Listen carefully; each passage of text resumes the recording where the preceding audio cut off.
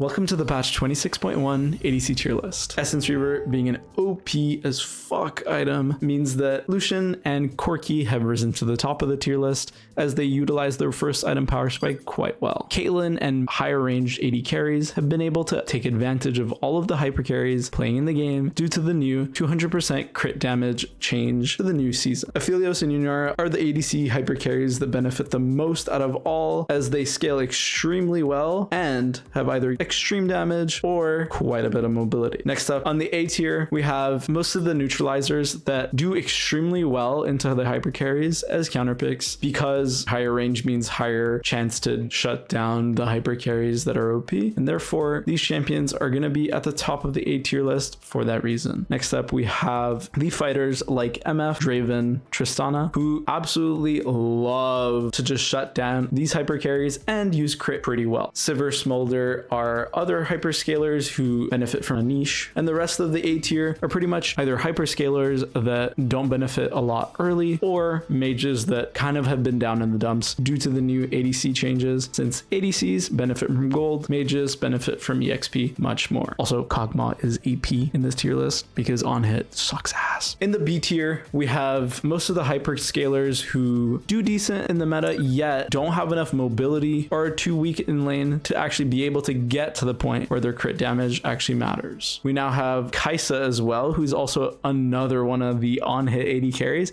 who's dropped in popularity due to crit being so OP. The rest of the B tier is pretty much just throwaways. We have melee ADCs and then mages that are a little bit worse in terms of range or damage than the A tier mages. In the crap tier, we have Samira and then a couple of mages. Samira is still horrible in terms of laning, and then her team fighting requires you to have a good engage. So why would you not play Kai'Sa and assassinate the enemy in one shot rather than play Samira and have to wait a couple of seconds? Doesn't really make sense. In the D tier, we have Callista. Unfortunately, they nerfed her to the ground, and the rest of these mages who actually just get outranged, outdamaged, or just have a shit lane in comparison to the other mages. My final notes on this new season is that the reason why champions like Corki, Lucian, Yunara are doing so well is because number one, they either have fighting skills or wave clear that is just unmatched.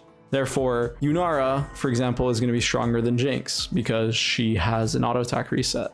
Caitlyn is going to be stronger than Jhin because she has better laning power when it comes to fighting, so on and so forth. Remember to stay in your lanes, don't swap until you get 1000 quest points, otherwise you will lose the game. I'm kidding. Keep it up in solo queue, and I'll see y'all next time.